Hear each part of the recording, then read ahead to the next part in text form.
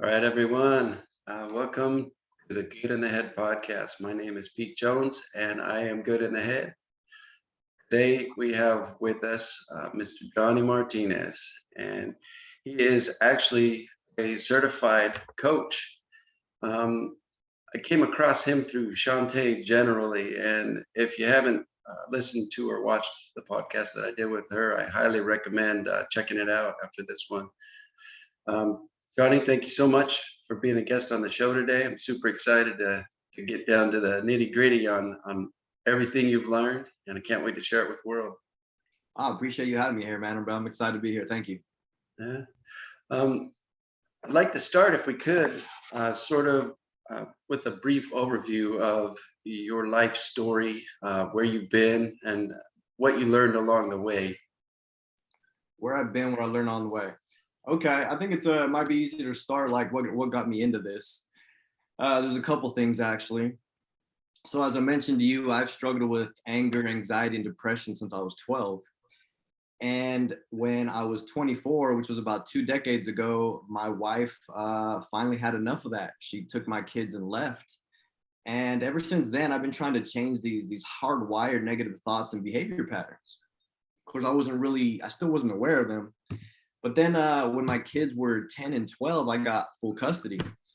But as they got older, I started to realize they didn't like being around me. And I remember one time my daughter was 18, which was about 5 years ago. I still had I was just irritated in the morning with a bunch of little minor stuff, which still happened a lot back then. And I remember I went in her room and I just woke her up screaming a bunch of stupid stuff. Get your life together, stuff like that. And what made it even worse is my son saw the whole thing. He was there. And I went straight to my room and started crying because I knew I was going to lose my kids again, and probably for good that time, because it would have been their own decision. Then I started to realize that, wow, man, all these like bouts of anger, this is exactly what my dad did to me, which is what his mom did to him. And it's just, I just started to understand that, become aware of that. And even a lot of the words I use were exactly the same. And I think that's important to understand because most of us spend so much of our time on autopilot living from other people's beliefs. And we could talk a little bit more about that later, but yeah, I knew I was going to lose my kids. So I had to change that, or I was going to grow old and alone. So that was one major reason. The other one is I've been a massage therapist for 16 years, and a few years into that, I realized that most of my clients' pain, most of our physical pain, actually, as we get older, is caused from being in a constant state of emotional tension. Because yeah, when we get tense in our minds, our muscles tighten up, and then after a while, our muscles stay that way. But what was shocking is that, and I've noticed for over the years, is we've gotten so used to feeling bad, we think it's normal. And this is body and mind. And it's like, wow, that's crazy. Like, people don't know how to relax. And what makes that even worse is we just keep repeating the cycle, teaching it to our kids. Like anger, like I said, anger, anxiety, depression are very often learned behaviors. And I wanted to change that. So I started reading everything I could about the mind. I just absorbed everything from psychology to mindfulness to neuroscience. And neuroscience, for your audience, if they don't know what that is, it's just basically what our brains are doing when we're thinking and feeling, and how it's constantly changing and adapting to our thoughts, to our experiences, to our beliefs. It's actually one of the most fascinating things in the entire universe. But yeah, anyways, I read for a long time, read lots of books, and eventually I came across a coaching science, is what it's called, which is a combination of academic fields like positive psychology, cognitive behavioral therapy, emotional intelligence, neuroscience, just all these fields formulated to basically help us get good at life. It is the most intelligent way to live. And from there, again, I just kept reading and of course, practicing what I'm preaching, trying to learn to master it, because Of course, I knew I couldn't teach it till I mastered it. That was just, to me, that seemed like common sense. I was struggling in my own life. How could I help anybody else? So let me apply this to my own life. And I've just been mastering the concepts for the last few years, and taking other pieces from everything I've learned, again, from mindfulness, from neuroscience, and just I created this 4-step framework for, basically, I call conquering stress, anxiety, and depression by getting good at life.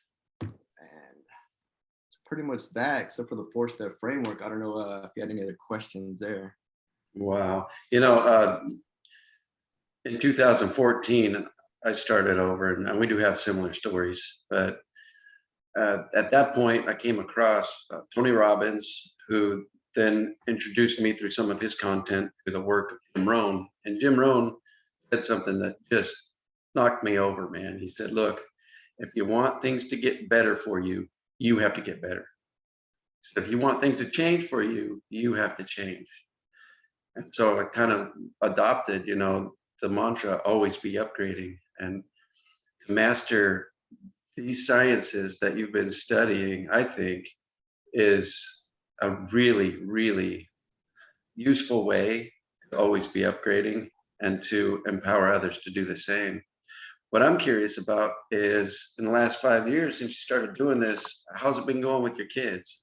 My kids, oh man, our relationship is awesome. They still live with me, and it kind of seems like they might never leave. Yeah.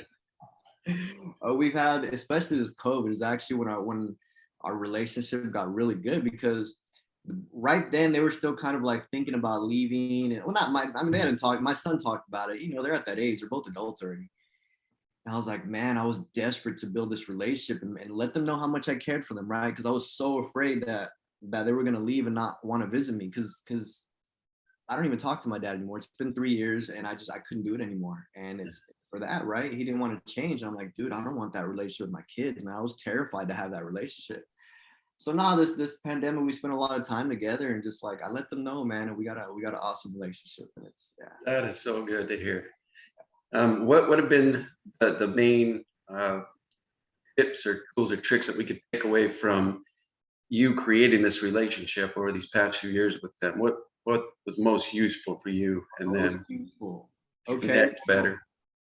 That's where, so I got a 4-step framework, but to answer your question, what's been more useful, and it's actually the first step I tell people, and I'll give you the website at the end, they can download the step, is define who you want to be. And that's it, because so many of us are lost in life, and we have this misconception of what happiness, success is, because we've never defined it, right? So, and that's creating a map, which that's actually another step. But the framework is defining who you want to be, and then admitting if you're not that person, man, admitting you don't like yourself. I didn't like myself, and I didn't want to say that. Like I said, like I told you before this, I used to blame everybody else because I was socially awkward, and it was, they were jerks, they were mean. Mhm. And then eventually I had to, like, okay, I got issues too, man. I come off with a weird vibe sometimes, and I'm not unsure of myself, and all this stuff is contagious, right? And then, like I said, so I had to admit, like, hey, I'm a bad father, man. I'm not a good, I try to be good. I thought, whatever, I'm trying to be a good person, but I wasn't. Again, I'm still stuck on this autopilot habit. So to answer your question, we have to admit responsibility. We have to be okay with admitting that our life is our fault, that we're messed up, or we're broken. I know a lot of people don't like to say we're broken. I don't think of it as a bad thing. As long as you're not beating yourself up about it, don't beat yourself out about it. This is the starting point, man. This lets us know, like, okay, I'm broken. I need to, like, I got something to fix. This is my starting point. So once we know where we're lacking in, where we're broken in, is that gives us a starting point to let us know what to work on. So define who we want to be exactly, and that gets broken down into, like, each area of our life. Like, who I want to be as a father? Who do you want to be as a husband? As if you go to as a colleague, for your friends, whatever. So we have to break that down succinctly and be willing to admit, hey, if we're not there yet, and just keep following that. The hardest part I've realized about changing our mind is, first of all, our beliefs, because we just don't want to change our beliefs, man. We're stuck on those beliefs, and that's hard for people to change.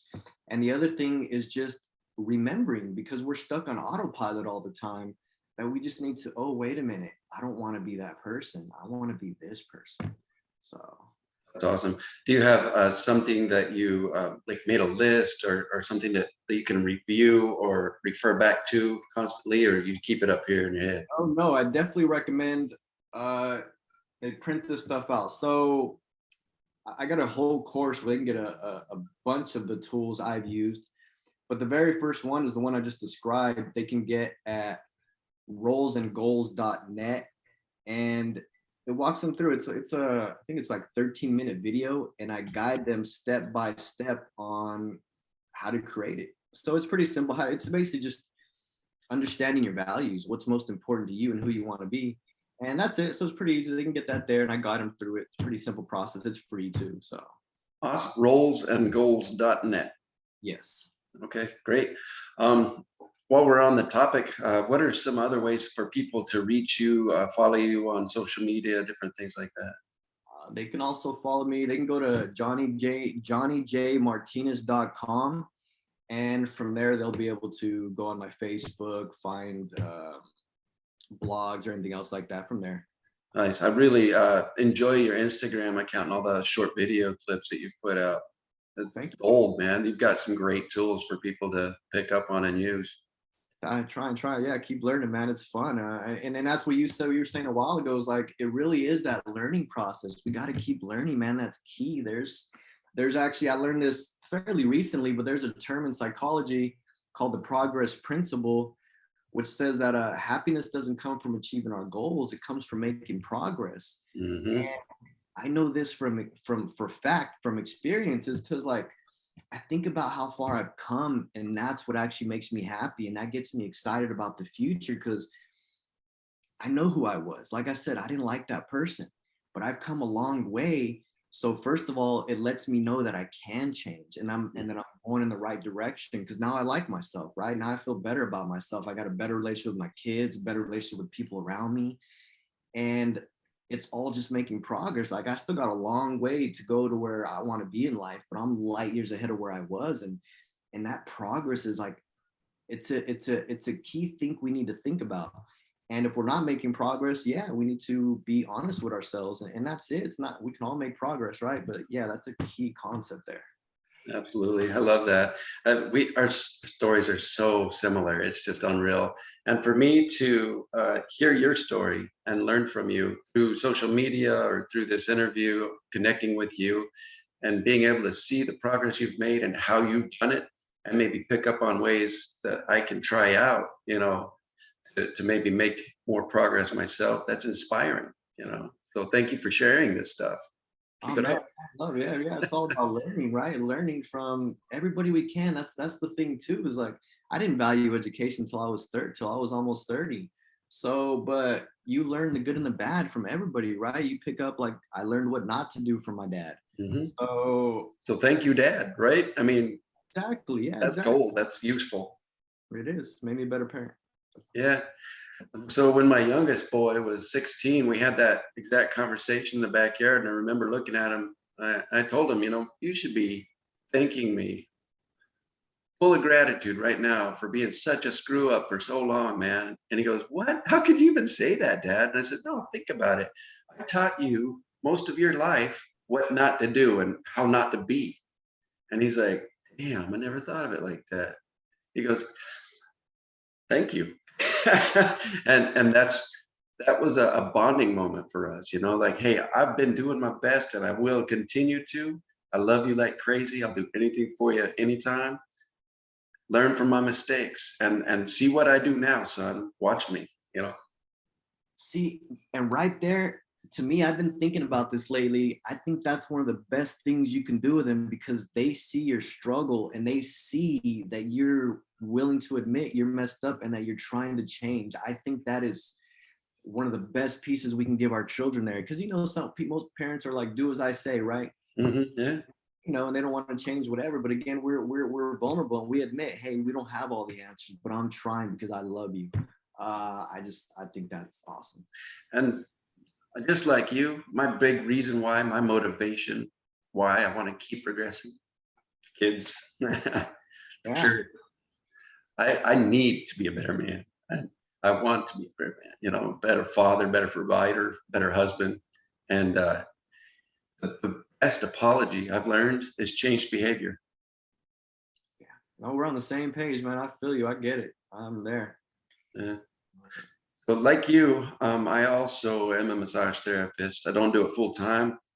Went to school in 1999, did it for a few years full time, and I learned so much useful information, and a lot of it I balked at. I laughed. I was like, whatever, I just didn't believe it. But things like the energy field that emanates from us, that interacts with other energy fields around us and connects and bonds us or repels people away, without even looking in their eyes, they feel it, and they'll either shy away or come into your energetic orb, It's that body mind connection, man. It's amazing, I guess. It's, for a lack of a better word, it's really cool. It's that everything is connected, right? Mind, body, mind, spirit, and people like to include the spirit too, but it all affects each other. And that was the biggest thing I learned from massage schools, like, because I didn't understand that concept. I never heard mental health before I Mm. joined. So that was interesting to me. Yeah, that wasn't a thing. Like where I grew up around a bunch of gangbangers and ex-cons. So you didn't show any weakness. You didn't talk about your feelings. Mental health wasn't a thing, man. So that was interesting. So it taught me, yeah, about, well, that was the first time I ever heard about wellness, the term wellness. I was like, body, mind, health, like, made perfect sense, right? And I mean, it made perfect sense then. Now that I read even more, it's like, if you're sick in the head, your body's going to be sick as well, and vice versa. If you're not feeling it, if you're not feeling, your body's not healthy, it's going to affect your mind as well. So, and spirituality, meaning, that's all another very important to happiness. So yeah, I that's what led me here, massage school. So that's cool. That's, yeah, same here, honestly. I mean, it's almost as if you can look back in life as we get older and connect the dots so easily, and see how it all unfolded, for us. All the difficulties, the struggles, the devastating moments in life made us who we are as in this human form, that empower us to learn the skills, and to keep progressing and to teach our babies, and our grandbabies and everyone around us that we love. Hey, if I can do it, so can you. Check this out. Let's go here and try this out together. And together's better, man. I mean, together we all rise much quicker. Yeah, we need each other. But I mean, the studies prove that too, right? Like, we need each other. That's why we developed communication. So that's something it's crazy how some people, people, we still have like racist people and all this other like hatred people. It's like, we need each other. But you said something a minute ago, oh, how life unfolds for us. And that's a key concept, because that a lot of people don't understand. Like, because a lot of them have this, no, it's against me. And it really is a frame of mind, right? Like, it's happening for us, but it happens for us if we're taking action. I wonder if that's the right word. If we're open to it, if we're open-minded, and we're like, that's when it starts to unfold. We start to look for opportunities, like, okay. And again, it actually all goes back to defining who we want to be and what we want out of life, right? Because then we know, okay, well, this is what I want. This is who I want to be. So whatever opportunities arise, does this align with who I want to be or not? And yeah, man, that's when life unfolds, because it does unfold for us, whether negatively or positively. If we're always focused on the negative, then it will unfold negatively as well. Yeah. Absolutely. Wow, we're definitely on the same page, and on the same path for sure. Um, I love what you taught earlier about knowing the who you want to identify as, and aligning with that as much as possible. It's a daily work in progress, and a lifetime work really in progress. And be able to know who you want to become. I mean, sure, we can be happy and satisfied and content with who we are now. And that's useful as well. Self-acceptance, self-love, self-appreciation is a useful tool. to empower us to then be able to have the courage to admit, and I want to get even better, and to continue doing that. The word alignment, I like that you threw that in there.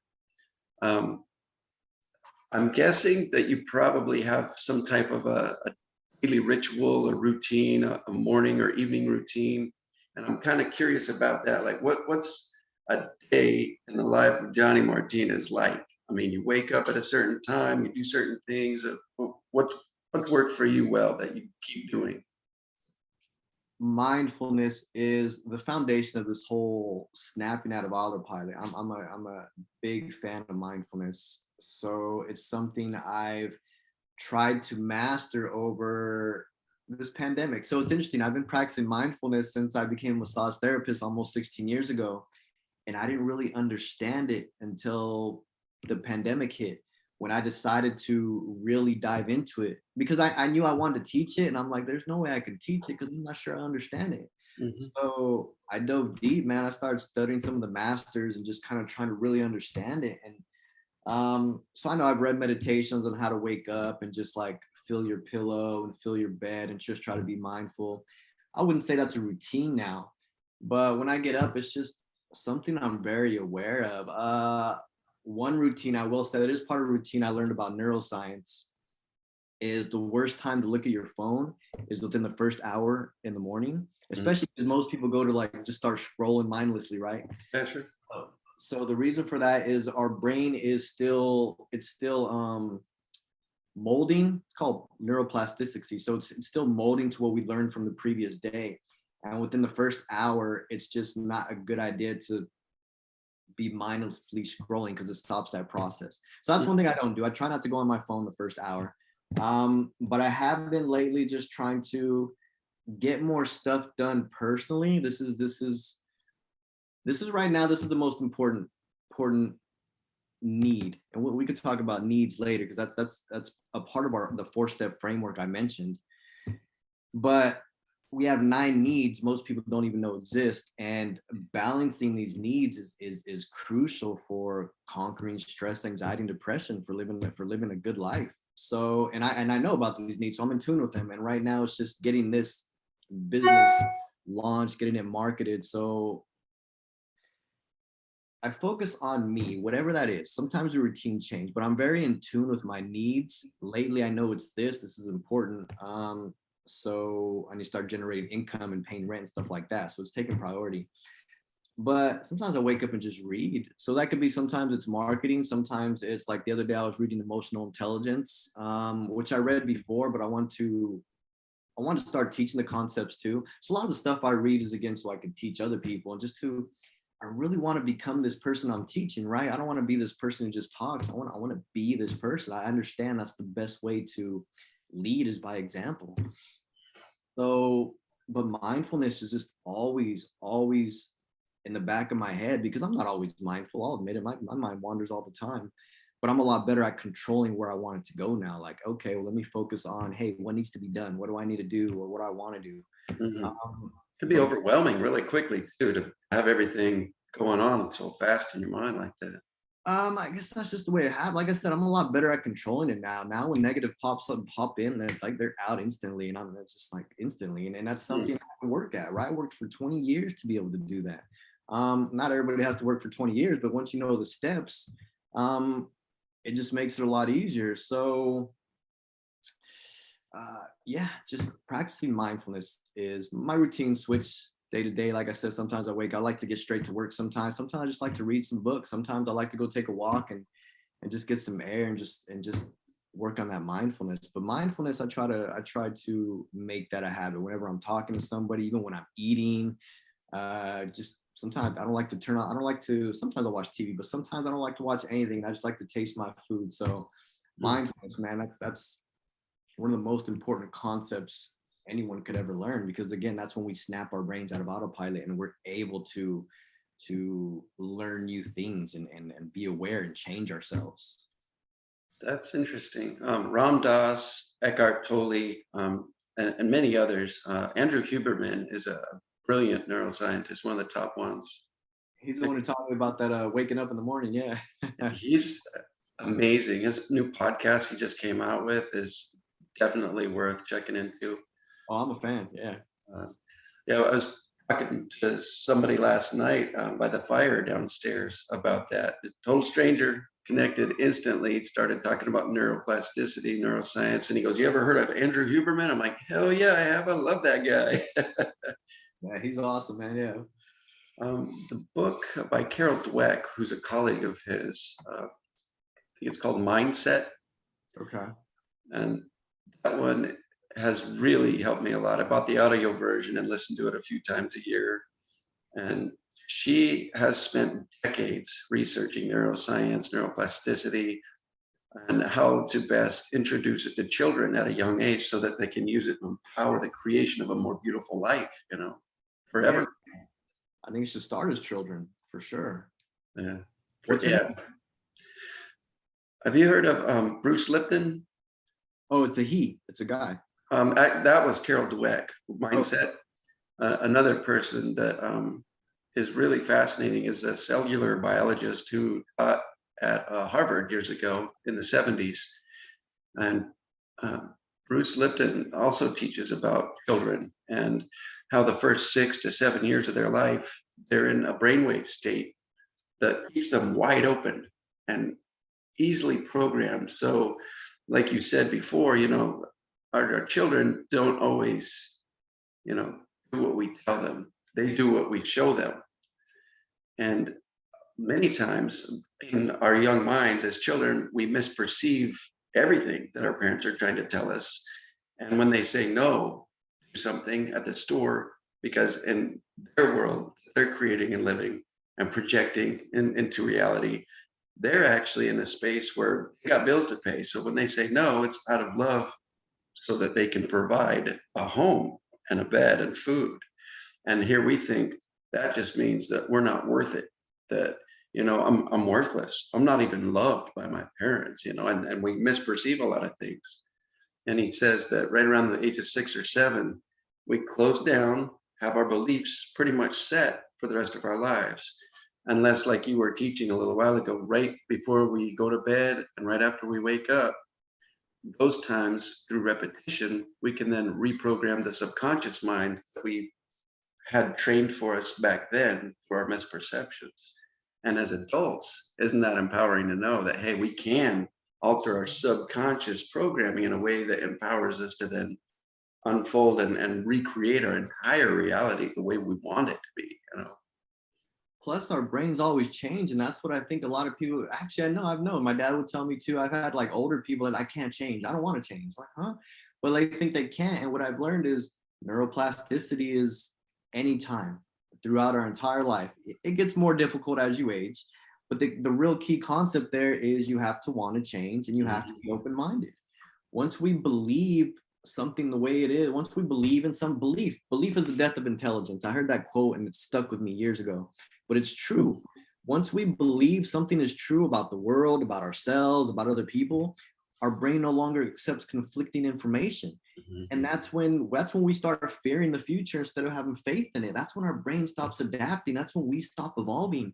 And it's a dumb way to live. Like, be open-minded, learn, constantly learn. Yeah, that's so important that people understand we can change. We just gotta want to. Our brain is literally designed that way. It's fascinating, but again, we gotta want to change. We gotta be willing, and we gotta be open-minded. We gotta say, okay, I don't know everything. I have made a mistake. I want to learn. I want to get better. Yes, some of it's my fault. Let me change, and that's important. Yeah. That's interesting. Until my early 40s, I was that person. Like, no, I got everything figured out. This is the way, and that's the way I'm doing it. That's the way I was taught. I was very black and white and rigid and straightforward thinking. I was open to nothing, and like you said, because I believed in certain set of things, then my mind immediately would reject all information contradicting to what I already believed. Mm-hmm. But damn, when you suffer so much that you just don't want to live anymore for years, you start to figure out that if I don't change something, I might not make it out of here. And to survive this life, I don't think is why we're here. I think we're here to really live it, to be Yeah. mindful, like you're teach them enjoy the food and the pillow, enjoy every bit of it. Yeah. And that's a couple of things for there too. First is, I know I've heard that for years, like you got to hit rock bottom. And again, I was pretty low too, whether it was rock bottom, probably so. But a lot of people hit rock bottom and still don't change. So that goes back to, I mean, you gotta have a reason. I don't want to say for us it was our kids, but I don't want people to think, well, you have to have, it has to be someone else. No, there was a lot of times in my life I was depressed. I wanted to change because I wanted to live. I didn't see why I couldn't. There was no reason why I couldn't enjoy life. Like, I'm human. I'm not a bad person. I'm just like living too. Like, hey, let me fix myself. Let me try to enjoy it. Let me do whatever I can. And that just takes, to me, it's common sense, right? There's no reason why I can't. Like, yeah, life gets hard sometimes, but it's I don't know, it's not a bad place. And people, some people say, I hear this all the time, people say life sucks, freaking people are horrible. It's like, okay, there's a lot of bad fact. Life is safer than it's ever been. Quality of life, life expectancy, and access to education are all increasing. Like, and I've met lots of good people. Like I said, I grew up with a bunch of gangbangers and ex-cons. So like, I grew up around a lot of bad people. But I'm growing up, there's a lot of good people, even in that world, whatever, that neighborhood, there was still a lot of good people. There's still a lot of good people everywhere. Mhm. And yeah, we just can't think, based on our past experiences and what we think we know, our limited little life. Like, there's just so much world, so much out there, so much we can do, and yeah, why are we gonna change? That's where I was going. I got a little off topic, right? But we got to find a reason for change, and sometimes our reason is just I want to be happy. People, I'm going on about this because I know a lot of people. I've talked to a lot of people, like they just make a lot of excuses, like I can't change. Again, they're just focused on the bad. Life sucks. I can't change. The world's horrible. And no matter how much I'm talking to you like this, and just kind of go with logic, it's not a bad place or whatever. They're still into the bad part. So like you said a while ago, we'll find whatever we're searching for, right? That's how our mind works. The reticular activation system. We'll find whatever we believe. So yeah, we gotta find that motivation.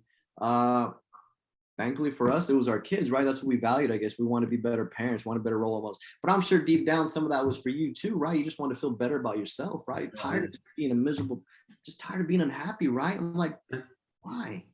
I want to be happy, man. I want to be happy. And that's the thing too. Like, and that's why I'm kind of touchy about this subject, because I know a lot of people say, well, we should they get mad because they're not loved, right? They feel like they're not loved, and then they're depressed because they feel like no one loves them. Gotta love yourself first, man. Start there. And this is what I've learned too, because I spent most of my life chasing people away, right? My own kids didn't like me. Like, people won't love and respect you until you love and respect yourself. And I had to learn that the hard way, man. And so, Amen. yeah, I don't want to be this pathetic loser no more who just feels down and depressed. I want to be somebody. Okay, how do I do that? In my mind, I had to read books. I had to learn how to read books, which probably, it's a great first step. You got to learn. The source of information that we learn from is so valuable, important. There's so many sources out there. For me, I found it super useful to find someone who's achieved what I want to, and to learn all I can about them, man, and breathe like them, eat like them, think like them, speak like them. I mean, we have so many roles that we're playing in life, and they always say, act as if, and then it'll soon enough become your reality.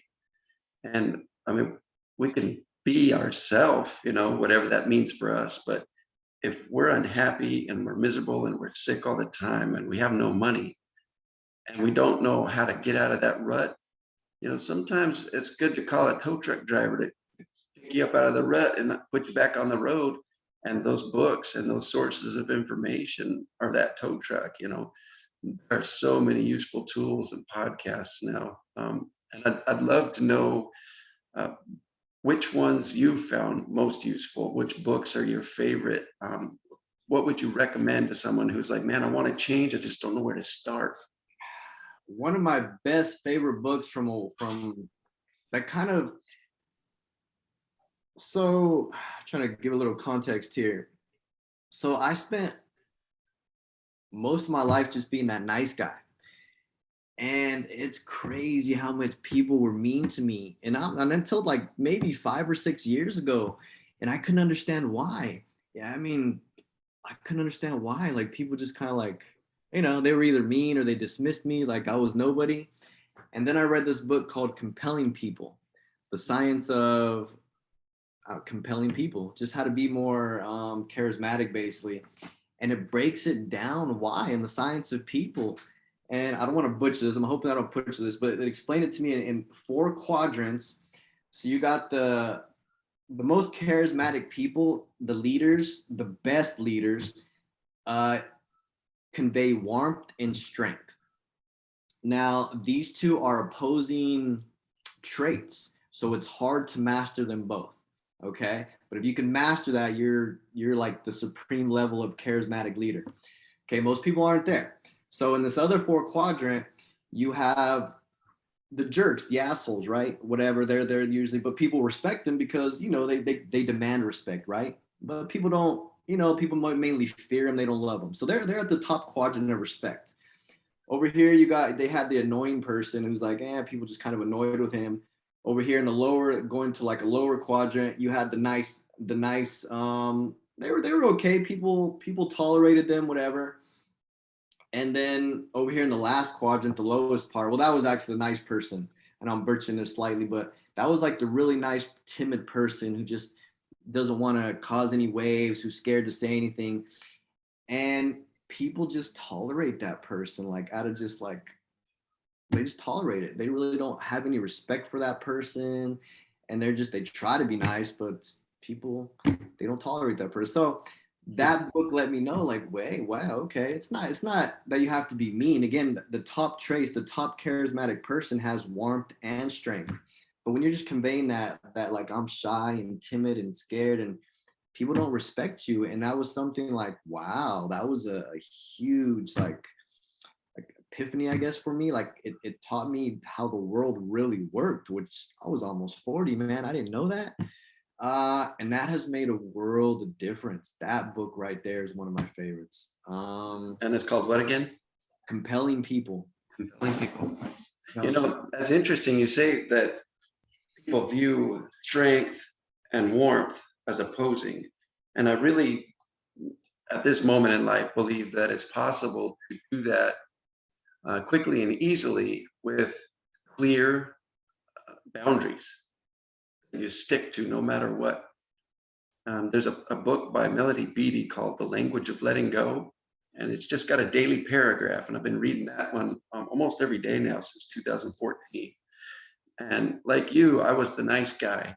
I was the peacekeeper, like running around trying to make everybody happy all the time, and never even thinking about making myself happy. And a lot of people that are raised not having a voice, that get yelled at or abused emotionally, mentally, verbally, a lot of times these people, even if they just think of themselves as having been abused, even though maybe they weren't, it's very disempowering. And they learn and habituate the practice of not having a voice, and just pleasing everyone around them. But I got a lot out of what you just said, and I definitely have to read that book. I think that I'm excited for. Oh yeah, I read it actually. I mean, I've read it I think 3 times, and then I scanned through them, but like it's definitely one of my favorites. What are some others? Let me see. I'm a fan of Dr. Joe Dispenza, but there was another one. He made the Laws of Power, but that's not my favorite book of his. His favorite book, let me look that up real quick. It's the same author, but it's about the Laws of Human Nature. There it is, by Robert Greene. Yeah, he's a phenomenal author, man. He just had a really bad stroke a couple of years ago, almost died. Robert Greene. Was that he had a really bad stroke. Yeah, yeah, I knew that. I thought you said okay. Yeah. That's good stuff. I wasn't really into the Laws of Power much. I read it just because, again, awareness. I wanted to know. but I didn't take it to heart. I was just kind of curious. But Laws of Human Nature was just, I really enjoyed it, man, a lot. Okay, good. I'll have to definitely get that one as well on audio. I'm really super blessed because where I work, we're allowed to listen to content as we work, and it's in a factory, and we're working with our hands all day long, you know. And so for the last almost 5 years now, for anywhere from 8 to 10 hours a day, man, I've just been consuming all of these authors and this information, and it has been so empowering to learn there are so many beautiful ways that we can choose to try out to recreate our own personal reality, you know.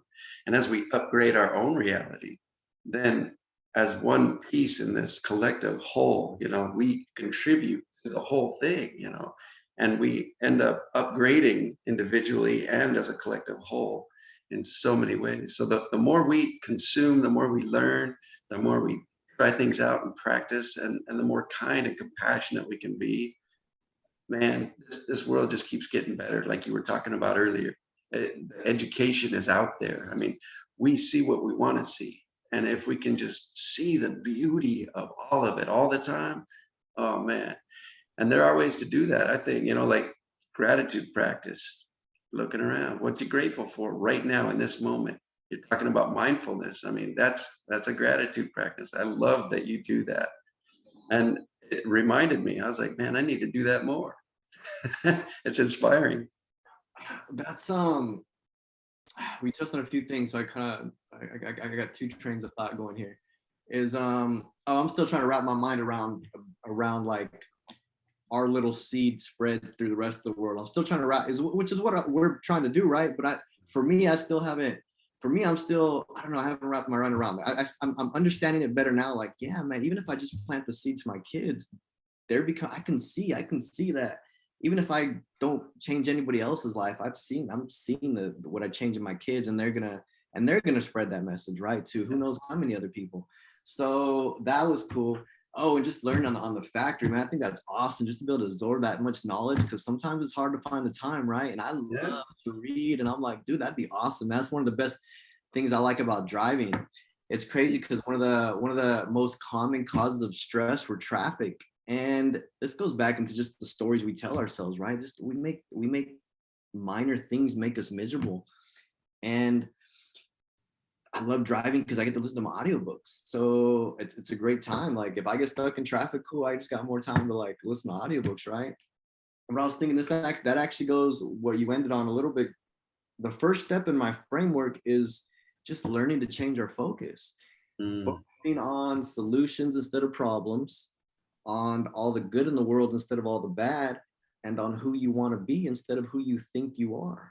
And again, and that's where the mindfulness comes in, because that's what teaches us how to change our focus. And that's one of the main, it's the first step in my framework, but it's just one of the most important steps, right? Because as soon as we start getting all these negative stories, negative thoughts, okay, change your focus. I don't want to be that person. Or problems, crap, life sucks. Wait, how am I going to fix this? Solutions, not problems. And getting all the beauty and good in the world, right? Like life's a horrible place. Well, no, it's not. Look at the butterflies, look at the birds, look at the freaking man, clouds. Like there's just so much amazing stuff everywhere that we just take for granted, right? And it's right outside our window. That's so true. You know, and I'm a big believer of everything's energy, and what we focus on, we feed. And when we neglect to focus on something, it dies, malnutrition. And if we can practice just focusing only on the positive things, pretty soon our entire being is displaced with positivity. And that negativity then is a choice that we have to bring back into our energetic realm. And that's something we can control. Once we decide that we are 100% responsible for our happiness, for our finances, our wealth, our abundance, for our sadness, for our depression we're experiencing, it's all on us to improve or to change or to just give up and just continue being how we are right now. It's, you know, and accepting that 100% as personal individual responsibility, I think that was the key for me to begin wanting to do things differently. And man, like you, dude, like you were saying, I used to blame everybody for everything. I was a victim of life. I was a victim of circumstances, a victim of other people's abuse. And now I decide that I am a conqueror. I'm a creator, no longer a victim. And I get emotional talking about it, but that's just the way it goes. But it's cool to have all that knowledge and wisdom, right? And that's the thing, because you knew it was out there. You searched for it, you wanted it, you found it. And that's the key is just, yeah, you got to take some action, but you got to take some action. And the cool thing is there's so much information. We live in, like I said, it's the best time now, because pretty much any problem that anybody's going through, other people have went through and have probably written a book about it or a YouTube video or something. Like, there's so much information out there. Like you were talking about gratitude. Now there's so many other ways to literally rewire our brain to be more positive. Like there's another one I like. At the end of every day, ask yourself, what is the best thing to happen to you that day? Mm. And this could be as simple as, I got a chance to take a walk. I got 15 minutes to read a book. I got to have a nice dinner with my kids. Like something, just little minor things, again, to train our brain to focus on all the good. So yeah, there's just so much knowledge out there for us to be happier, to live happier lives, to love ourselves. There's just so much out there. We just gotta take responsibility and say, hey, I'm gonna find it and I'm gonna change because I don't like who I am. Yeah. I love that practice too, at the end of the day, to ask yourself those questions. And it's so easy that people just don't even think to do it.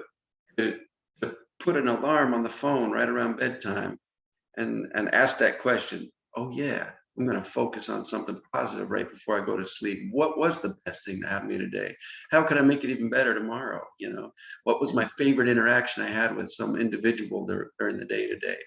I mean, what am I proud of most about myself that I did today that I want to keep doing, And answering those questions retrains habitually the focusing habit, and implements it. Yeah. And like you said, that's the hardest part is just remembering, right? Because again, we're stuck on autopilot. We immediately reach for our phone, start scrolling social media. But again, it's common sense. I'm happy, I'm unhappy here, doing the same thing over and over.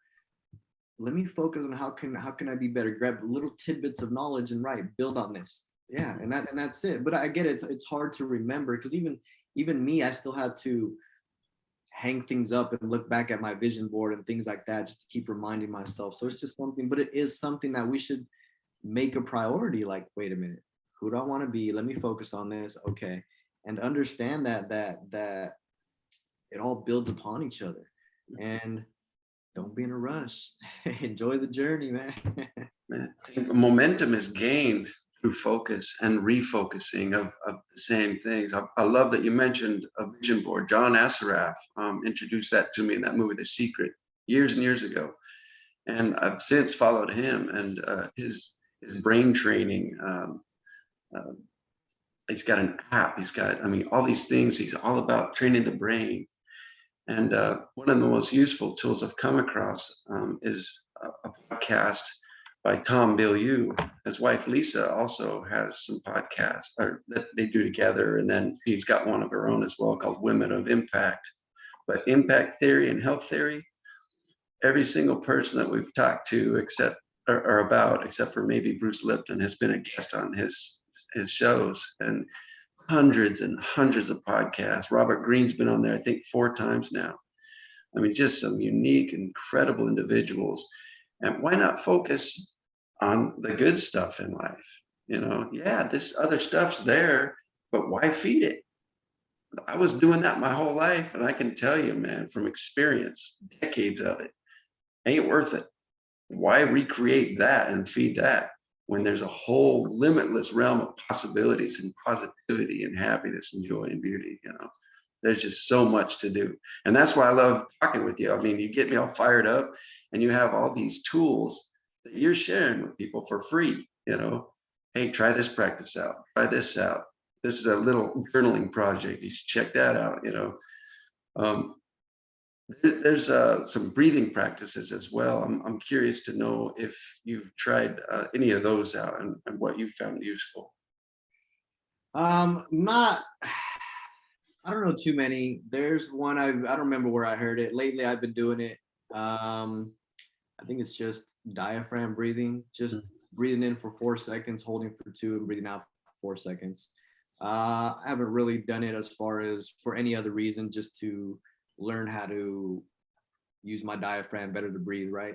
So lately I've been coming like and just breathing over my air purifier. I got this air purifier and I just kind of breathe over it, learning how to take deep breaths because my lungs have been feeling, I think it's my lungs. I've been feeling this like weird, I don't want to call it pain, but it just feels weird in my chest for a while. And so lately I've been coming and I think it's because my breathing. So lately I've been coming and I've been practicing that. This has been like the last 2-3 weeks, just practicing that deep breathing for that reason, just to be able to take in more oxygen, right? Mainly not for any like, well, I don't want to say not for mental, because I don't know why you asked the question, because I know some people use it as like relax and stuff like that. I'm using it as basic oxygen. Our body needs oxygen to live. It's what, helps fuel all our cells. So, and that's what I'm using the breathing for, just to take deep breaths, which actually is a reason why we get a lot of anxiety or anxiety causes us to breathe shallow, which our brain doesn't get enough oxygen, which causes us to get, anxious. So it's another reason just to learn to deep breathe. But most of us breathe improperly. It's because we just don't know how. We don't know how, and a lot of things. So you remember, as a massage therapist, like we just kind of got lazy since we started learning to everything sitting down, right? So our core muscles no longer function like they should. So yeah, to answer your question, the breathing is just to get more oxygen basically to my body. I really like how much you pay attention to your body and your mind and your every bit of it. You're very all encompassing with your attention and your mindfulness. I don't see that in a lot of people.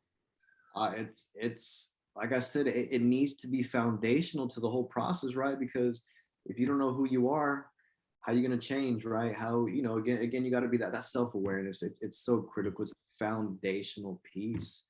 And it goes back to even on these needs that I mentioned, these 9 needs, like not just my body. So that was the thing. Focused on, as a massage therapist, I focused on my body because I was always having different pains, right? So I had to figure out, okay, where's the pain coming from? Like my back used to go out all the time, and I had to figure out, okay, sometimes I would turn a little way, or I would step on the stairs a certain way, and my knee would tweak, and I'm like, okay, don't do that, don't do this. So that self-awareness, I know people take it for granted sometimes, but it's just simple. I just want to function better, right? We're getting older, and I want to make sure that I can move and I can still play and just feel good. Yeah, man. I want to play, man. I want to play into my 60s, 70s, man. I want to be old and decrepit and can't move, because that ruins your mental health too, right? But then it goes back to like more self-awareness, is just being in tune with like our emotions as well. So, and I'm big on the self-awareness, man. That's foundational. Agreed. I remember watching a Joe Rogan podcast, and Paul Stamets was on a few episodes with him, and he's sort of considered the guru on mushrooms and all things mushrooms, right? And he mentioned something called lion's mane, and it's this beautiful mushroom. It's at the base of a tree, and it looks like somebody just took the lion's mane off of the lion and stuck it at the base of a tree. And what they do with this mushroom is they'll grind it up and put it into capsules, and then they sell it like at Sprouts or grocery stores, different places, nutrition stores, and it's about $35 a month. And he said something off the wall, man, that I had a hard time believing. He said, look, they've done studies over the years. Big Pharma doesn't like me sharing this. That's okay. I'm going to anyway.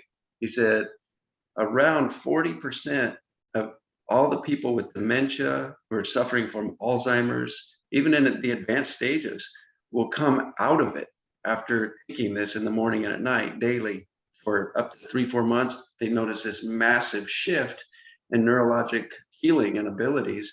And these people literally move out of the nursing home, start working and driving again, and get their lives back. And I'm like, what? No way.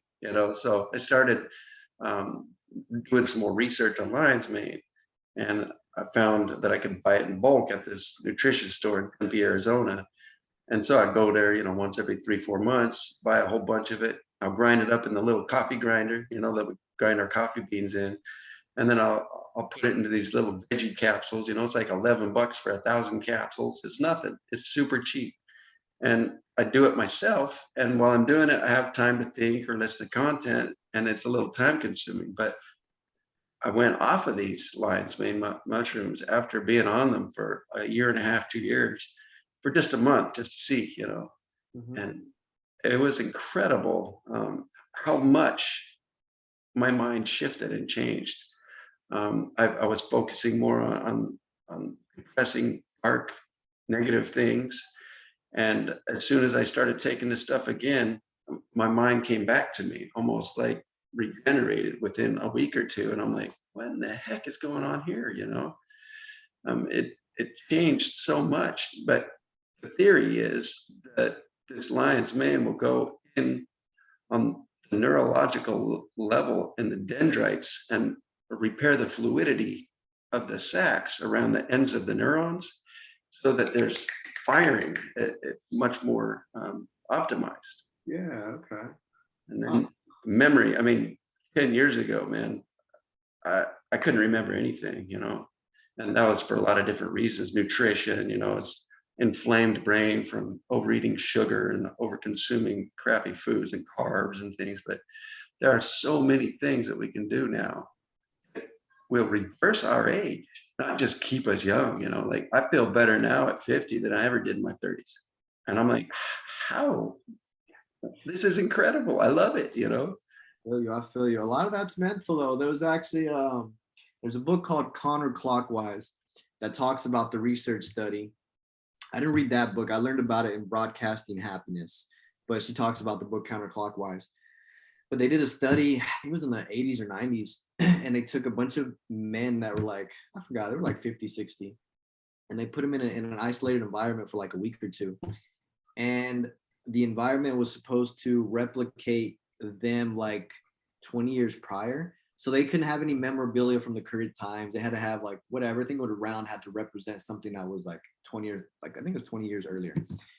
And they lived there for a while. So they, pretended, I guess, that they were younger or whatever. And then at the end of the study, they took their age and they were basically a lot younger. They had a lot more strength, a lot more stamina, a lot more endurance. And it was just that simple mindset, man. Like it's awesome. And that goes into some that like I'm just learning about too, which is why I like Dr. Joe Dispenza. Well, it's not why I learned about it before him, but he just made it sound a little more understandable to me, the quantum physics realm. So are you familiar with that a little bit too? Oh, love Joe Dispenza's work, man. Okay. Absolutely, yes. So it's just basically that, right? Our thoughts manifest into reality, which I know seems a lot of woo-woo for a lot of people. And I get it does sound kind of little woo-woo until you break it down into quantum physics is the most current science that's been going on for like over 100 years now, right? But and people talk about manifest, some people say it's magic, but then you break it down to quantum physics, like, oh, it's science, oh shit. And it still sounds weird, but it's like that, man, whatever we believe we create. And I just think that's so cool. I was just listening to one of Tom Bilyeu's podcasts, and he had a guest on there, a very brilliant scientist and doctor. And he said, look, science for 2022, here's the current belief system about humans. He said, of all the limitless, vast everything of all that is out there, with these human eyes, we can only see on the color spectrum, we can only see 0.0035% of what is out there. That's nothing. We know nothing. We can see nothing. Yeah, that's crazy. I've heard something like that. Well, that's crazy when you break it down like that. Like, right, we have no clue. Joe Dispenza is good buddies with Dr. Bruce Lipton and Greg Braden, who's a physicist. And Greg Braden is teaching, he shared something that the scientific world is now talking about a lot, that, that consciousness through its creations is how it expands and is, and he teaches that as individuals, I mean, we're perceivably, I'm in this body, you're in that body, those people are in those bodies. And as individuals, here we are, creators. We're creating things. We think something and we can manufacture and build it, and that's amazing. But the teaching goes further, according to Greg Braden.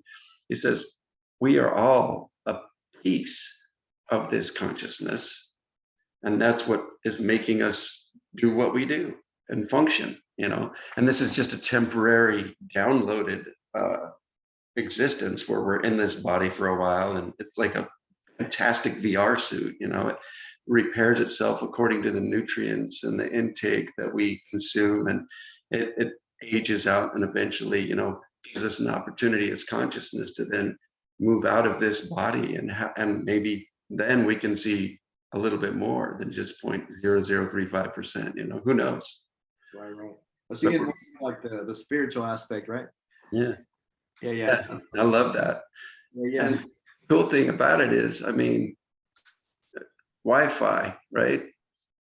We got Wi-Fi to use as a tool. It's crazy how you can think about someone you haven't talked to in 20 years, and within 5 minutes they reach out. What's that about?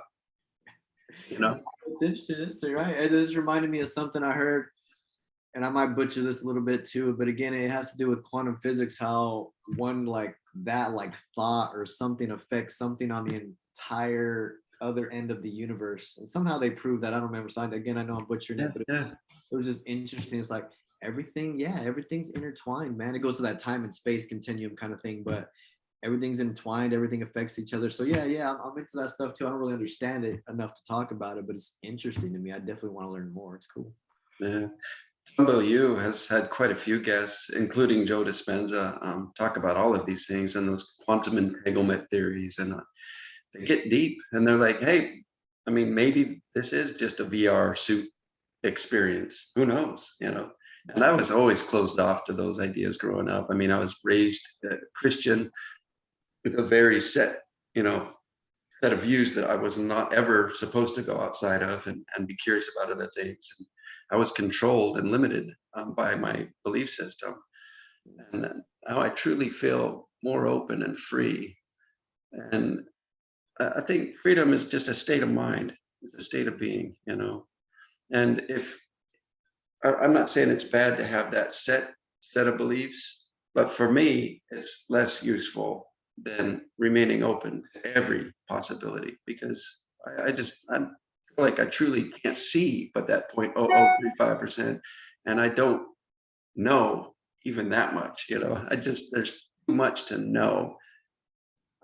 There's too much to know, and again, like I grew up the same way too, so I don't want to say it's bad because it does a lot of good. I get it, but it's bad when it's not helping you.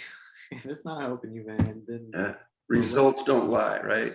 Right, yeah. If you got shitty results and you're not enjoying life and you're unwilling to change your own circumstances, whose fault is your life at that point? So, yeah, which come down to basically your beliefs, right? Yeah. Oh yeah, man. Constant. I kind of want to get into these 9 needs that you were talking about, if we could, and get some of your views and thoughts and your perspectives and beliefs about it all. Okay. Well, so you might be familiar with this as a massage therapist, but most people think life balance means balancing our outside environment, right? That's what you get. What's work-life balance? But actually, it has not really much to do with that. It's really about managing our internal needs. Like I said, we have 9 needs most people don't know about, and this actually comes from the internal family systems model of psychotherapy. And when these needs get neglected is when we feel stressed, anxious, and depressed. So life is about managing these needs, and we all have these needs. And of course, some are stronger than other people because, we're all different. We all have these 9 needs, but for example, I'll go through a few of them here. We have the relational, which, we all crave relations, right? That's a huge part of human motivation, right? We need our relations. We have a body regulator, which is basically our health. Essentially our health. It lets us know, hey man, we feel strong, we feel weak, we need to eat better, get more exercise, whatever. Confidence is a need. That's a huge one, right? And I know that one because I didn't have it for the longest time. And it's a human need that depresses people when they don't have it. Like, we want to feel confident in ourselves. We want to be able to feel like, which goes into another need. Actually, yeah, it's just part of this list. Autonomy, which is basically feeling like we have control over our own lives, that we're able to be ourselves and do our own thing without, ridicule, and just goes back to the confidence too. So those are a few. Then we have the creative. This is interesting because we all have a creative. To me, it's interesting because I didn't think I was creative till maybe like 3 years ago. In fact, I remember telling my friend, I'm not creative. I didn't know it was a need really, or maybe I knew it was a need. That's why I thought about this. But it's like we often neglect it. So we often neglect most of these needs. That's a big reason why we're unhappy a lot of the times, because we're not. And we've been conditioned by society that self-care is selfish. And that's crazy. It's crazy. It's illogical for one, because if you think about it, when we feel good, we function better. That's just common sense. And I mean, I can only think it's the big companies telling us that, right? No, keep working for us. Don't be, because I've seen it too. I've seen it from some of my clients who worked for other companies and stuff like that. So that's who I believe, because big corporations that don't care about people. I'm kind of anti big corporations. But and that's one of the reasons, because just who cares about you? Just keep making us money. So yeah, so people they neglect themselves. Of course, they don't know about these 9 needs. But as a massage therapist, I remember I didn't tell them about the 9 needs, but I would say this breakdown, like when we take care of ourselves, because they wouldn't come in. They were paying. I used to work for this franchise, and they were paying the clients were paying almost $100 a month to get a 1-hour massage every month. And about 2/3 of the clients would only come in every 3, 4, 5 months, and they had to pay whether they came in or not. And then when I would see a lot of these people, I'd have to ask, like, why aren't you coming in? Because I get my massages. I'm waiting. I'm excited. Yep. And the answer was always the same. It's always, every one of their answers is, I don't have time. You don't have 1 hour a month to take care of yourself. And these people were very often like in a lot of pain. You could tell they're stressed out. Like they needed a massage, and they were paying $100 a month, and they weren't coming in. And their excuse was, I didn't have time. I found that crazy. So this is important. So going back to managing these needs, this is important. And these needs are actually fairly easy to manage, because you can combine multiple needs. And I'll give you an example in a minute. I just had another train of thought there, but oh well. So you can combine these needs. For example, I've been going to the gym for 20 years. I got tired of working out. I got bored. I didn't want to go to the gym anymore. This was a few years ago. It was right before the pandemic. And I was like, man, okay, so let me find a different way. I still value health. It's one of my top values. And I'm like, okay, well, I want to keep working out. I want to stay healthy. Let me see what else I can do. I went and tried yoga for a while, because I'm a massage therapist. I know yoga is really good for you. And I did it for a few times, and I wasn't like happy. I wasn't motivated to go. I really didn't like it. I mean, I liked it, but I didn't. I still wasn't happy. I was still missing something. So that's when I actually started to talk to, like, communicate with these needs, and ask myself, like, okay, what am I missing? And I started to realize that, well, I wanted to have more fun, because I'm at home all the time, man. It's just kind of me, my personality. For the most part, I like it, but I still get lonely. I still want to, go talk to some people sometimes.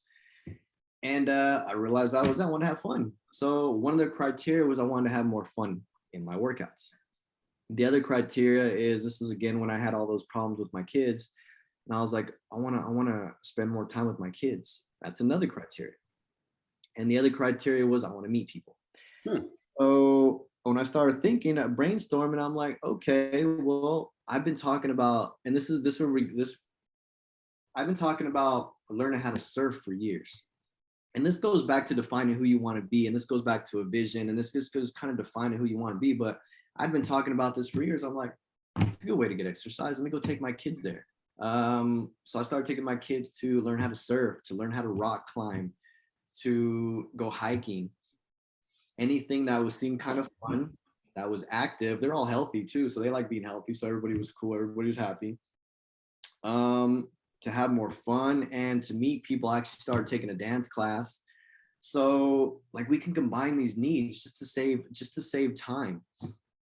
Oh, but here's another very important piece of this very important piece. Going back to when we feel better, we function better. So happier, more positive people are 31% more productive. That's like having 5 more hours in a day. And how do we become happier and more positive? By taking care of ourselves, making ourselves a priority, right? If we do that, I think we're naturally going to be a little more happier, a little more positive, right? So that again goes to, we got to make ourselves a priority. We have to. We got an outdated view of the world that we don't take care of ourselves, and just like, it's so outdated based off ignorant beliefs, and it's time we like, nah man, we got to make ourselves a priority. And it's not selfish. When we feel good, we function better. When we feel good, we're able to make more money to take care of our families. When we feel good, we're able to take care of our families better, right? We got more energy to whatever, take them, run them around, and run errands and all this stuff. Like, that needs to be priority. So these 9 needs, I think I basically covered what I want to talk about. Do I have any questions? Oh, that's phenomenal. I mean, it seems like common sense, but again, our focus is so distracted with the over bombardment of this reality. We're all a part of. Society is, you're correct. I think programming each of us to serve the needs of others. And we get so caught up in doing that sometime because making money is wrapped up in it, that we really aren't paying attention to how we feel. And if we don't pay attention to how we feel, we're less productive, we get sick, we're angry, we're bitter, we're resentful. And then, that sucks. Yeah, we're mad at the world. And like you said before too, it's like we take care of other people too because we just like, we want to people please and stuff like that, which, yeah, again, we gotta take care of ourselves. Man.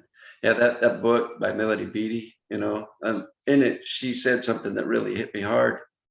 It's all about creating healthy boundaries and recreating a positive, empowering lifestyle on a daily basis, slowly, just ever so slowly and unnoticeably increasing the optimization of our lives and habits. Yes. Uh, she said, I had a bad day, but it's okay because I used to have bad years. Truth to that. So, wow, yeah. I was like, yeah, man, I relate. It Seriously. was crazy because it's about 4 years ago. Um, I remember I had the first really dark, bad day in years since I started over in 2014. And it scared the shit out of me, dude. I was like, oh, I know this feeling. I'm in trouble. What if? And I started playing that what if game. What if it doesn't go away? What if this is here to stay? What if, and that next day I woke up back to my new norm that I had recreated for years, habitually, day in, day out. And I'm like, thank God. And I'm like, what was I thinking? Of course that's not here to stay. And my son and my wife both asked me about it the next day. And I told them, yeah, I got scared. And that's okay. Yeah.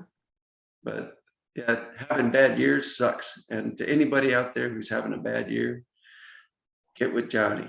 He coaches people on have bad days rather than bad years, and to eventually have nothing but good days. And it really is 100% our own responsibility on what we focus on, upgrading our perspectives, our beliefs, our habits, and doing things that help us to feel good. Yeah,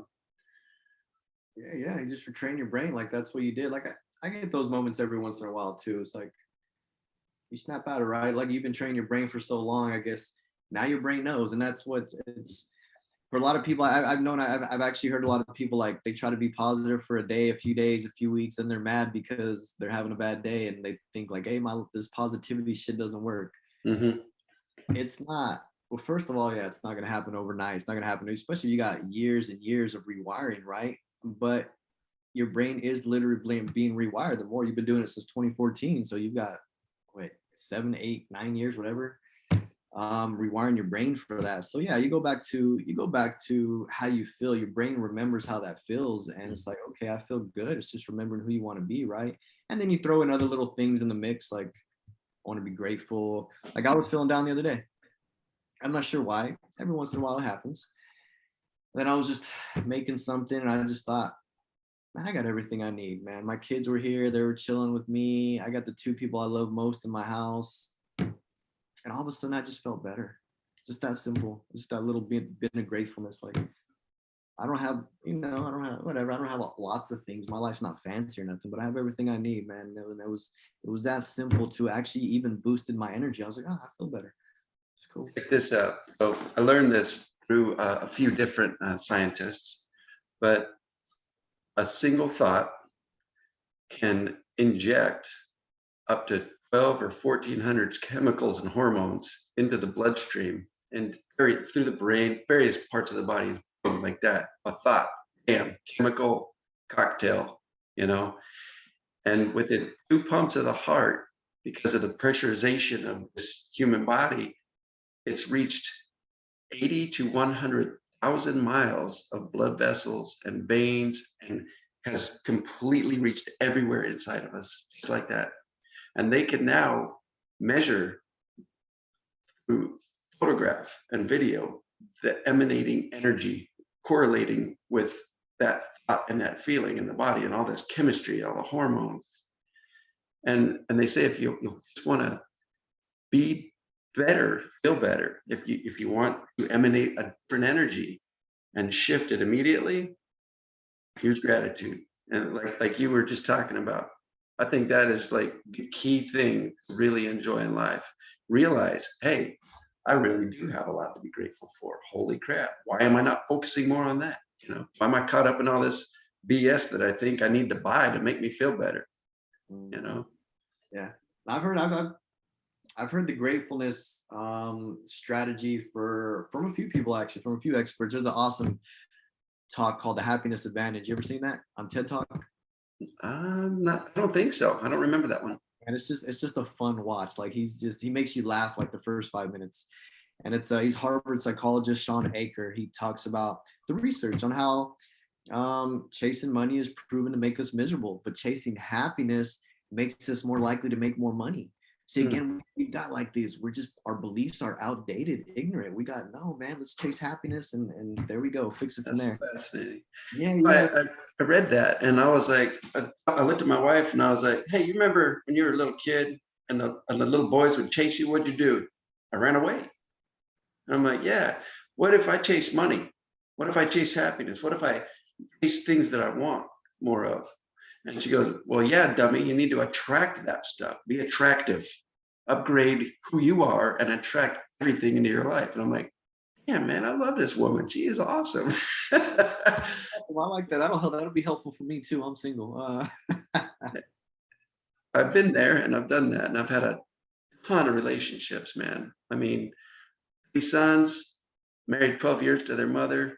And I literally dragged them through 15 years of relationship after relationship, right around, I'm not proud of this, but probably close to 30 relationships. And I learned a lot and they saw what not to do. And they got a lot out of observing all my mistakes. And I'm proud of that now. Used to be ashamed of it.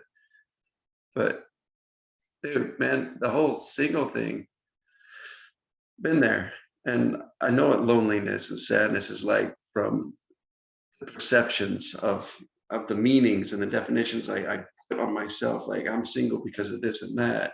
But then that whole chasing thing, I mean, there's a comedian that wrote a beautiful book about money. And he said, we're going to go on a date with money, right? And he goes, he was on this Facebook Live thing, and I want everybody to tell me the beliefs you grew up with surrounding money. It doesn't grow on trees. It's hard to get.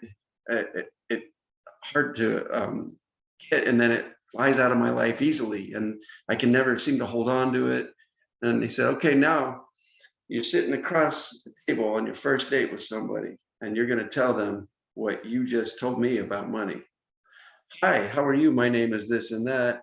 Man, you're so hard to get, and you leave so easily. And he basically twisted my mind up for a couple of days by doing this little reenactment. And I was like, oh, damn. I need to shift a lot of my beliefs and perceptions. And listening to him was fun because he's a comedian, there are so many useful perceptions and beliefs that we can shift and align with at any time, just then become so attractive that we then have to push things out of our life, like now I have all these options and I realize how limitless this all is. And I've attracted all of it. And now I just want to focus on what I want. And I've got too much. And now I got to start giving stuff away. And then, damn, when I start giving all this stuff away, more stuff comes. And now it's the opposite problem, right? What a great problem to have. Oh, that sounds awesome, man. A whole different perspective. Like I like that. I like the way of thinking like that. That's interesting. Yeah, no, that's great. That's the goal, right? Just give, give, give. I keep hearing that too.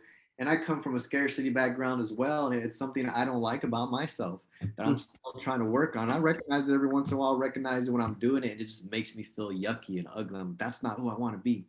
So I get it. I'm trying to change, and I want to change. I want to be more abundant. I want to share more. I want to give more.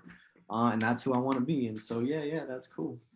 I'm really grateful that my wife got with Shantae and that Shantae got with me and connected us. I feel very bonded and connected to you.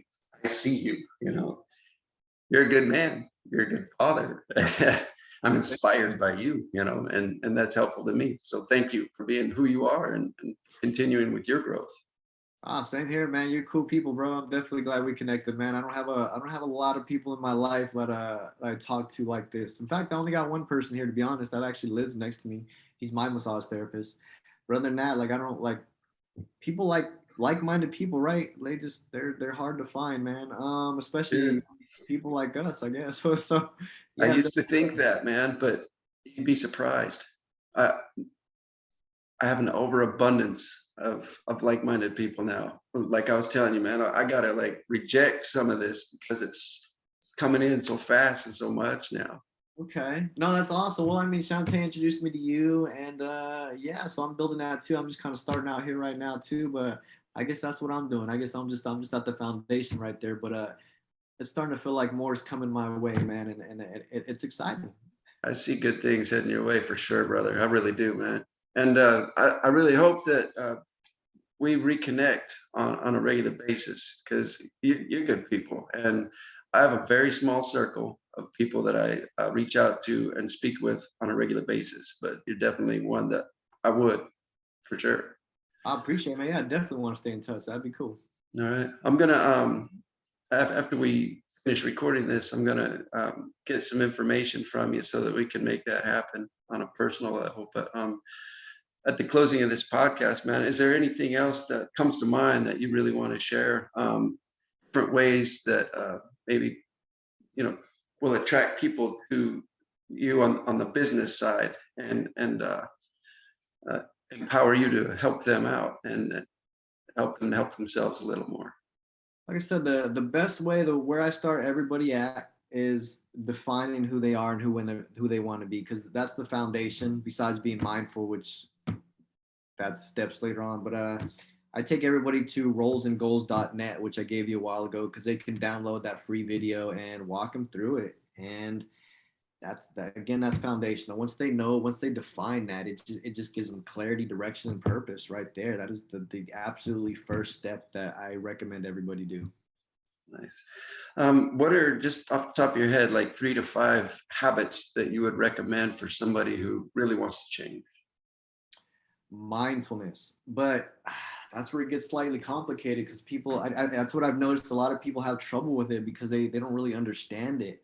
Like a lot of people think it has to be done with your eyes closed in a quiet room, listening to music. And when I started learning walking meditation is when it really started to like make more sense, because the goal is to be mindful all the time. So self-awareness, focus on your breathing, because that's the easiest place to start, because our breath is always with us. So that's where mindfulness experts like to start, because it's easier, right? Our breath is always with us, and we can ground ourselves anytime, anywhere for free. So focus on that. When your thoughts start to drift, it's normal. This is an exercise. The more you do it, the better you get. So don't give up. There's probably nothing more important to practice, and it's really not that difficult. Drifting thoughts are normal. The idea isn't to judge our thoughts. It's just to, or get rid of them. It's just to recognize that, hey, they're there, and we don't have to let them control us. Okay. So the breathing is one. And there's another one I like to do with You can do it with walking meditation. You can do it anytime. Anytime you just want to change your emotion, which changes your mood. And it's name 5 things you can see, name 4 things you can feel. And this could be like, I feel the chair on my back, I feel the pant on my leg, just anything you could feel. Just kind of bring your awareness back to, everything, to the here and now, the present moment. Name 3 things you can hear, name 2 things you can smell, and 1 thing you can taste. So those are 2 different mindfulness exercises, again, because that self-awareness is critical for this whole process. The exercise we talked about a little while ago, what is asking yourself every night, what is the best thing to happen to you that day? Because if you struggle with negative emotions, again, you got to train your brain. We can all do it. Our brain's made that way. We just have to do the effort, right? It's not like it's extreme effort. You answer a question, it takes you 2 minutes. And keep reminding yourself, download that roles and goals, and keep looking at it and keep reminding yourself, because that's key. I had mine for a few years, and I still, I remember my son checked me. They got a bunch of siblings, him and his sister, my daughter, they have a bunch of siblings, and they all come and hang out now with my ex-wife and her new husband. They all come and hang out now. It's kind of interesting, but they're good people. So, but they come, and I remember one time, like, I was just a little ornery, and my son checked me. And growing up in my family, you don't check your parents. He didn't really say it, like, he didn't cuss me out. He was just like, "You're such a hypocrite, dude. You're always talking about this peaceful and be calm." And it was just, for some reason, I kind of knew he was telling the truth, because I was kind of aware of it, but not completely. And then when he checked me like that, my first response was I wanted to get mad, like, but then I couldn't, because he was right. Mm-hmm.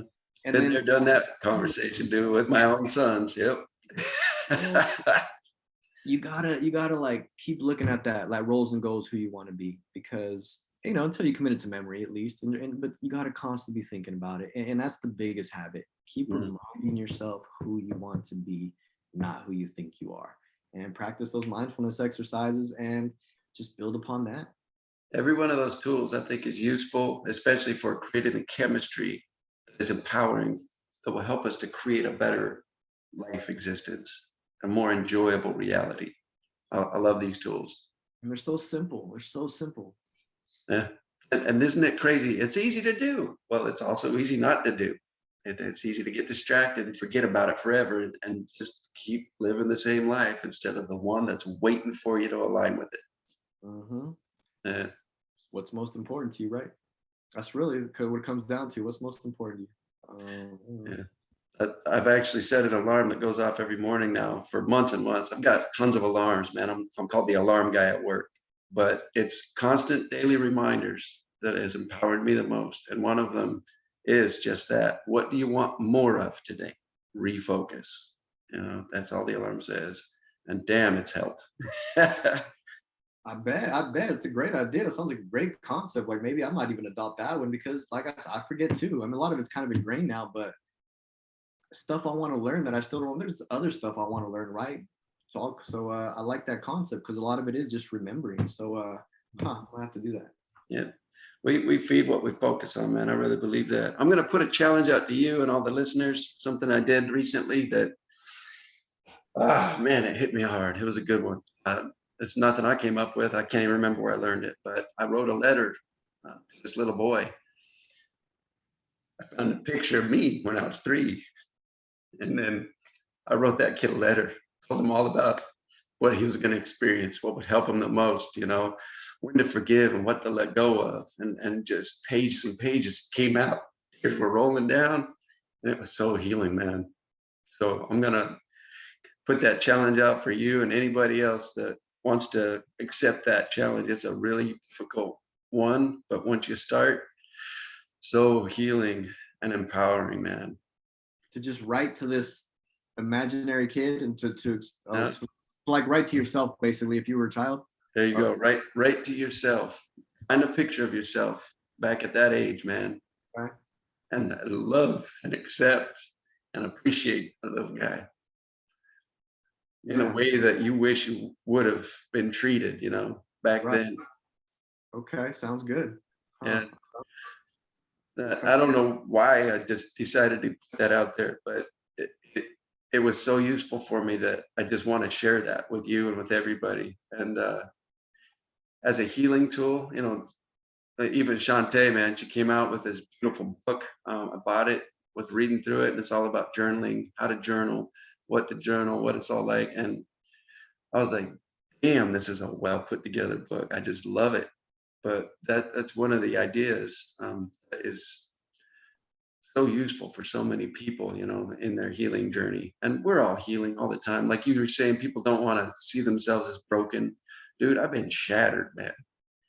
And thank God I had people to put me back together and inlay gold everywhere in all those cracks, like the Japanese do, Takuri, Katsugi, whatever the heck it's called. I can't even speak Japanese, but when I saw that, I was like, damn, man, I'm like one of those statues sometimes. That's how I feel, like golden statue together with gold.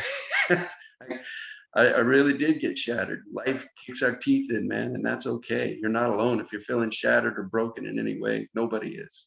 And you were right when you said that there is always going to be somebody who's already gone through what you're going through right now. Do some research, man. Find out how to get up out of there and use that person's knowledge and experience and wisdom, man. That's the best. Yeah, that building ourselves up is what makes us strong. Again, like we talked about, it's like that progress is like, wow, I've done it, I've gotten this far, there's no reason I can't go further, I can't create even more, find more pieces to this puzzle. It's that, man. And that's what builds that confidence. That's what builds that confidence, our character, our authenticity. It's that building ourselves, creating ourselves, man. So yeah.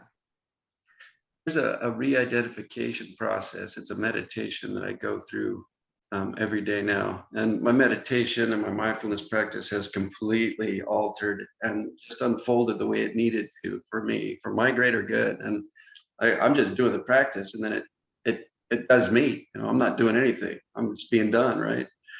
And every day I get in the shower, first thing in the morning, I go over everything I've got to be grateful for. And the re-identification process I'm talking about is, I'm like, man, I'm so grateful for all the reminders, all the people, the situations, circumstances, the things, every single thing in this reality that reminds me what I truly am as I continue to do the work needed to upgrade the who I identify as while in this body.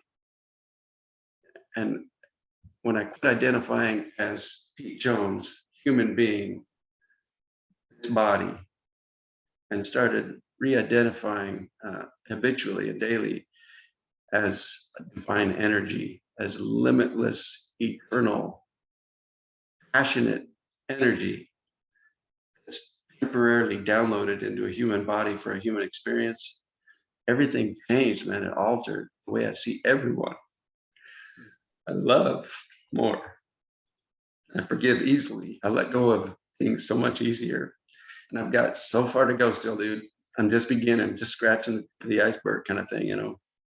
But I'm so grateful for these practices, and each and every thing that you shared, I'm going to use it when I talk to people, because those are the suggestions that will empower people to finally start helping themselves and own their shit and be 110 responsible, for their own self-recreation.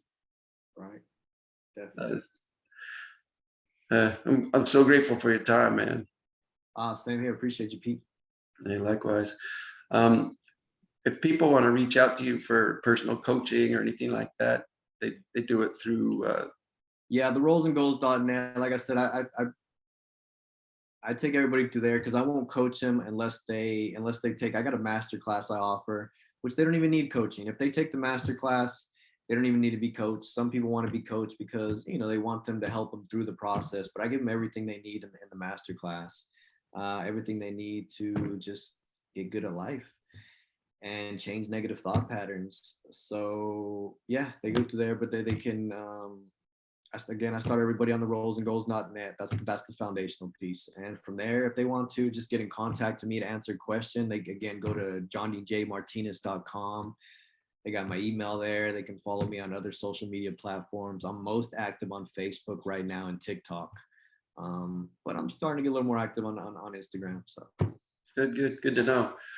All right. I'm gonna go ahead and put all those links in the show notes below for all the YouTube viewers. And I just want to say thanks again, man, for your time and for the value that you've added to my life personally and to so many others, man. I mean, you're doing what you're doing. It's phenomenal to be inspired by a total stranger and become connected, so quickly and easily because we are like-minded and we've experienced some of the same things and we're heading in the same direction, man. I just love seeing it. appreciate it, man. Thank you. Thank you. Hold on for just one moment. Got it.